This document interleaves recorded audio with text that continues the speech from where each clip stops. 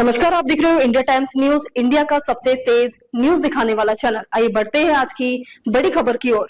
रूस के मिग-21 से चीन ने कैसे बनाया था J-7 fighter jet. Bangladesh crash के बाद चर्चा में आई कहानी।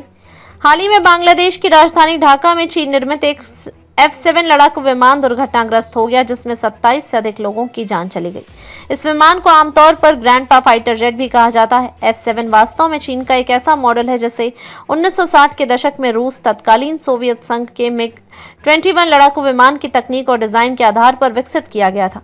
मिग-21, जिसे रूसी मिसाइल फाइटर जेट के रूप में जाना जाता है, एक प्रसिद्ध और विश्वसनीय विमान था जिसने कई देशों की वायुसेना में सेवा दी।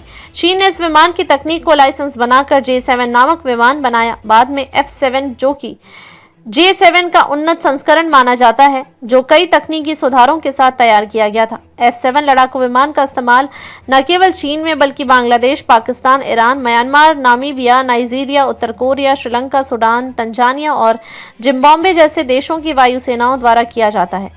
बांग्लादेश के पास कुल 36 F-7 विमान है, जबकि पाकिस्तान के पास 120 से अधिक F-7 विमान है, जो इसे इस विमान का सबसे बड़ा ऑपरेटर बनाता है। चीन की विमानन उद्योग की शुरुआत में विदेशी तकनीकों का गहरा प्रभाव था। अमेरिका और रूस की एयरक्राफ्ट तकनीक को समझकर और उसकी नकल करते हुए चीन ने अपने विमान विकसित किए। F-7 भी इसी सिलसिले की एक कड़ी है, जो मिग-21 की तर्ज पर विकसित किया गया था। हालांकि चीन ने इसे अपनी जरूरतों के अनुसार संशोधित और उन्नत बनाया। मिग-21 को अपने डिजाइन की सादगी, दक्षता और लड़ाकू क्षमता के कारण दुनिया भर में ख्याति मिली। चीन ने इस विमान की तकनीक को आधार बनाकर J-7 बनाया, जो बाद में F-7 के रूप में उभरा। F-7 के कई संस्करण विकसित किए गए, जिनमें बेहतर इंजन, उन्नत हथियार प्रणालियां और इलेक्ट्रॉनिक सिस्टम शामिल थे।